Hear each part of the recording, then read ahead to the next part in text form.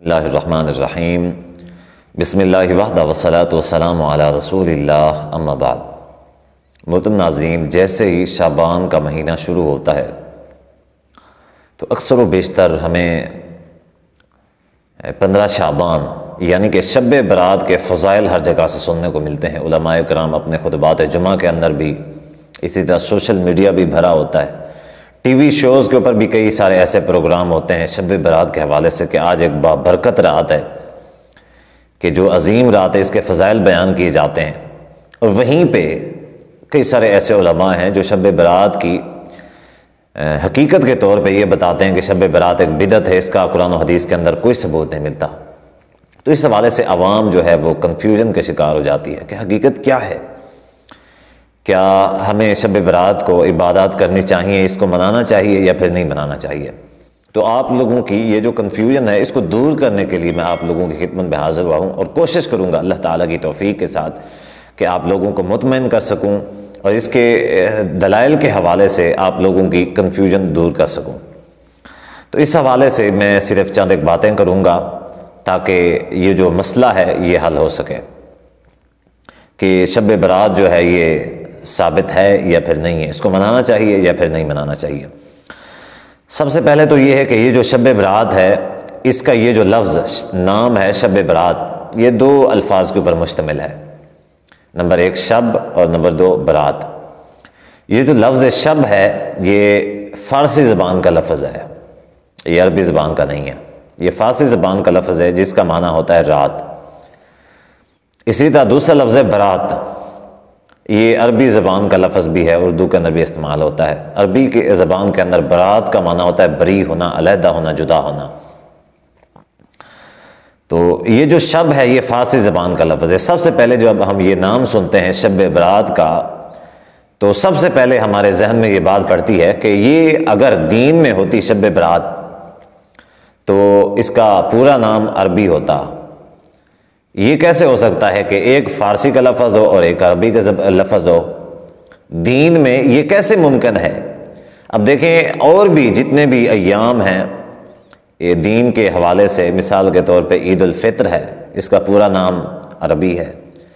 عید الاضحیٰ ہے، اس کا پورا نام عربی ہے۔ اسی طرح جمعۃ المبارک ہے، اس کا پورا نام عربی ہے۔ اسی طرح لیلۃ القدر ہے، اس کا پورا نام جو ہے وہ عربی ہے۔ لیکن یہ کیا بات ہوئی کہ شب برات اس کا ایک لفظ جو ہے فارسی کا اور دوسرا جو لفظ ہے وہ عربی زبان کا؟ تو اس سے پہلے اس بات سے یہ ثابت ہو جاتا ہے کہ اگر یہ قرآن و حدیث سے یا دین سے ثابت ہوتی، اس کا پورا نام صحیح طور پہ عربی زبان کے اندر ہوتا، کیونکہ دین جو ہے وہ عربی زبان کے اندر ہی نازل ہوا ہے۔ دوسری بات یہ ہے کہ اس حوالے سے مختلف قسم کے دلائل دیے جاتے ہیں اس کی فضیلت کو بیان کرنے کے حوالے سے۔ اس کے دلائل کی 2 قسمیں ہیں۔ نمبر 1، پہلی جو قسم ہے وہ یہ ہے کہ اکثر و بیشتر اس حوالے سے جو روایات یا قرآن و احادیث کے دلائل پیش کیے جاتے ہیں وہ ضعیف ہیں۔ دوسری بات یہ ہے کہ دوسرے ان کے جو دلائل ہیں، دوسری قسم ہے وہ یہ ہے کہ دوسری قسم ایسی ہے کہ جن سے شب برات ثابت نہیں ہوتی، وہ کسی اور چیز کے دلائل ہیں، لیکن ان کو زبردستی ان دلائل میں سے شب برات کو گھڑ کے نکال لیا گیا ہے اور اس سے شب برات کی فضیلت ثابت کر دی گئی ہے۔ اس میں ایک واضح اور بڑی دلیل جو وہ سناتے ہیں وہ قرآن مجید میں سورۃ دخان کی آیت ہے کہ انا انزلناہ فی لیلۃ مبارکہ۔ وہ اس آیت سے مراد شب برات لیتے ہیں، 15 شعبان کی رات لیتے ہیں کہ اللہ تعالیٰ نے فرمایا کہ ہم نے قرآن مجید کو اس مبارک رات میں نازل کیا ہے، جبکہ اس مبارک رات سے مراد یہ شب برات ہرگز نہیں ہے، بلکہ اس سے مراد لیلۃ القدر ہے۔ قرآن مجید میں سب سے پہلے تو دوسرے پارے کے اندر سورۃ البقرہ ہے، اللہ تعالیٰ نے فرمایا شہر رمضان الذی انزل فیہ القرآن، کہ رمضان کے اندر ہم نے قرآن مجید کو نازل کیا۔ اب یہ جو شب برات کی رات ہے 15 شعبان، یہ تو شعبان کی رات ہے، رمضان کی تو ہے نہیں۔ پہلی دلیل، اللہ فرماتے ہیں ہم نے قرآن کو رمضان کے اندر نازل کیا ہے، جبکہ یہ کہتے ہیں شب برات کو نازل کیا ہے۔ اور دوسری دلیل ہے جس میں اللہ تعالیٰ نے رات کا واضح طور پہ بتایا ہم نے کس رات کو قرآن مجید کو نازل کیا، اور انا انزلناہ فی لیلۃ مبارکہ، اس مبارک رات سے مراد کون سی رات ہے؟ اب یہاں پہ تو اللہ تعالیٰ نے فرمایا کہ ہم نے مبارک رات کو قرآن مجید نازل کیا ہے، دوسرے مقام پہ اللہ تعالیٰ نے واضح طور پہ اس مبارک رات کا نام لیا ہے، 30واں پارہ سورۃ القدر، انا انزلناہ فی لیلۃ القدر۔ اللہ تعالیٰ فرماتے ہیں کہ ہم نے اس قرآن مجید کو قدر کی رات کو نازل کیا ہے، لیلۃ القدر کو نازل کیا ہے۔ تو وہ کون سی رات ہے؟ وہ جو رمضان کے اندر ہوتی ہے، وہ شعبان کے اندر تو ہوتی نہیں۔ تو یہ ایسی دلیل ہے کہ جس کو زبردستی گھڑ کے اس سے شب برات مراد لی جاتی ہے، حالانکہ یہ تو لیلۃ القدر کے بارے میں یہ آیت ہے۔ تو کئی سارے شب برات کے حق میں جو دلائل دیے جاتے ہیں وہ اکثر و بیشتر ضعیف ہیں، اور کچھ دلائل ایسے ہیں جن سے شب برات کا کوئی تذکرہ نہیں ہے، زبردستی گھسیٹ کے ان سے شب برات کو لیا جاتا ہے۔ نمبر 2، ایک روایت ہے، ترمذی کی ہے اور ابن ماجہ کے اندر ہے۔ وہ رات کیا ہے کہ نبی صلی اللہ علیہ وآلہ وسلم رات کو اٹھے، 15 شعبان کی رات تھی، بقیع کے قبرستان میں تشریف لے گئے۔ سیدہ عائشہ رضی اللہ تعالیٰ عنہ اٹھیں، پیچھے پیچھے چلی گئیں، دیکھا کہ نبی صلی اللہ علیہ وسلم قبرستان میں تشریف لے گئے ہیں، اور آپ نے دعا کی ہے وہاں قبرستان میں جا کے مردوں کی بخشش کے لیے، واپس لوٹائے۔ سیدہ عائشہ رضی اللہ تعالیٰ عنہ نے پوچھا تو شب برات کی فضیلت کے حوالے سے نبی صلی اللہ علیہ وسلم نے فرمایا، ان اللہ تبارک و تعالی ینزل لیلۃ النصف من شعبان الی السماء الدنیا، کہ نبی صلی اللہ علیہ وسلم نے سیدہ عائشہ رضی اللہ تعالیٰ عنہ سے فرمایا کہ عائشہ، کیا تمہیں معلوم ہے کہ یہ آج 15 شعبان ہے، اور اس رات میں اللہ تعالیٰ، اس رات کے نصف میں اللہ تعالیٰ آسمان دنیا یعنی کہ پہلے آسمان پہ اللہ تعالیٰ تشریف لاتے ہیں۔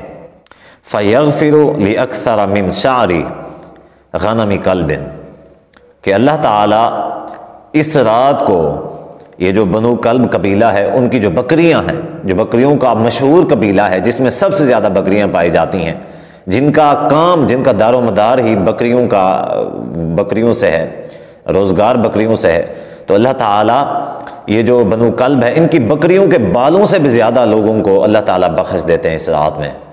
اور یہ جو روایت ہے، یہ روایت سند کے اعتبار سے ضعیف ہے، اس میں بالکل صحت نہیں۔ اس حوالے سے اس طرح کی ملتی جلتی جو روایت ہے جس میں نبی صلی اللہ علیہ وسلم کا بقیع کے اندر جانا ثابت ہے، وہ صحیح مسلم کے اندر ہے، لیکن اس میں 15 شعبان کا تذکرہ نہیں ہے۔ اس میں 15 شعبان کہ وہ 15 شعبان کی رات تھی یا کوئی اور رات تھی، بس ایک رات تھی جس میں نبی صلی اللہ علیہ وسلم تشریف لے گئے جنت البقیع میں۔ صحیح مسلم کے اندر ایسی حدیث ملتی ہے، اس میں 15 شعبان کا تذکرہ نہیں ملتا، لیکن جو 15 شعبان والی ہے وہ ترمذی کی اور ابن ماجہ کی ہے، وہ سند کے اعتبار سے بالکل ضعیف ہے۔ تو اس سے یہ ثابت ہوتا ہے کہ یہ جو شب برات کے نام سے بڑی فضیلت والی بیان کی جاتی ہے رات، اور اس کے بڑے فضائل سنائے جاتے ہیں، یہ فضائل بالکل بھی ثابت نہیں ہوتے۔ اب یہاں پہ ایک دو مسئلے جو ثابت ہوتے ہیں، اگر 1 منٹ کے لیے یہ جو روایت ہے جس کو میں نے ضعیف بتایا ہے ترمذی اور ابن ماجہ کی، اگر 1 منٹ کے لیے اس کو صحیح بھی مان لیں تو آپ پھر بھی یہ جو شب برات کی رات کو جاگنا ہے، عبادات کرنا ہے، اس کو منانا ہے، یا اس میں پٹاخے پھوڑنا ہے، یہ بالکل بھی ثابت نہیں ہوتا۔ کیونکہ حدیث کے اندر آتا ہے کہ نبی صلی اللہ علیہ وسلم رات کو اٹھے اور چپکے سے نبی صلی اللہ علیہ وسلم چلے گئے جنت البقیع میں۔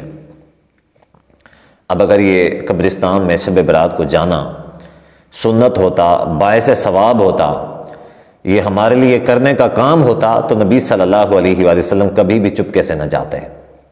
سیدہ عائشہ رضی اللہ تعالی عنہا نے آپ صلی اللہ علیہ وسلم کا پیچھا کیا، آپ کو تلاش کیا، تو جنت البقیع میں آپ صلی اللہ علیہ وسلم کو پایا۔ تو نبی صلی اللہ علیہ وسلم، اس سے پتہ چلتا ہے نبی صلی اللہ علیہ وسلم چپکے سے اٹھے، آپ نے سیدہ عائشہ کو نہیں جگایا، کسی اور کو نہیں بتایا۔ جب آپ نے کسی اور کو نہیں بتایا تو اس سے پتہ چلتا ہے کہ یہ ہمارے لیے کوئی ثواب کا کام نہیں ہے۔